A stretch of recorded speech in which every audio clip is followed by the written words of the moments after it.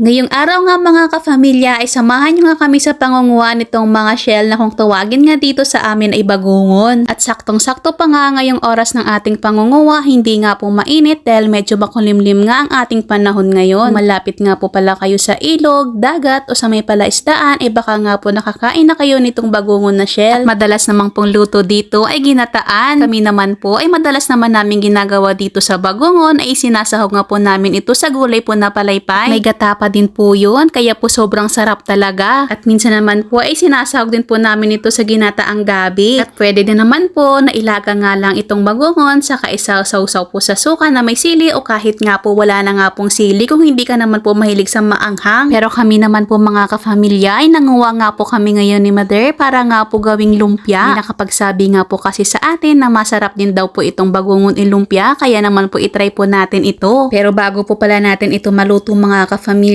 ay need pa nga po natin itong ibabad muna sa tubig para nga po maisuka o mailabas nga po nila yung mga buha-buhangin sa loob po ng mga shell. Dahil kahit laman nga lang po ang ating kukuhanin ay mas maigi nga pong mailabas muna nila yung mga buha-buhangin dahil for sure nga po ay nakakapit pa din po yun sa mismong laman nito. Kaya mas maigi nga pong ibabad muna natin ito ng isang gabi. Madami nga po kasi itong mga buha-buhangin dahil nga po nagapang ito. At saka dito nga po sa mga gilid-gilid lang natin ito madalas makikita mga kafamilya. Kaya hindi po tayo medyo mahirapan pag tayo nga po ay nangunguha nitong mga bagungon. Hello nga po pala muna kay Sir Cyril King Laxena Bangguardia. At itong mga bagungon po pala mga kafamilya ay pwede din po pala natin itong pangpakain sa mga hulog po nating mga alimango. Dahil mabilis nga daw po pala tumaba yung mga alimango natin pag ganito nga daw po yung ipapakain natin. At ayan nga po mga kafamilya, ipinakita pa nga po pala ni Mother sa atin yung bagungon kung ano po yung itsura niya pag malapitan. At magkakahawig pa pala yung shell na umang at saka yung bagungon mga kafamilya, pero yung pinagkaiba nga lang po dito, yung umang nga po ay may galamay at mabilis daw po itong gumapang. At itong umang naman po ay siyang ginagamit namin sa tinang mimingwit nga kami. At ito naman po yung tinatawag na bagungon dito sa amin. Hindi po ba para pong magkakahawig yung bagungon at saka yung umang mga kafamilya? Hello nga po pala muna kay Sir J. Abayin sa Paharuha from Samar. At hello din po kay Sir John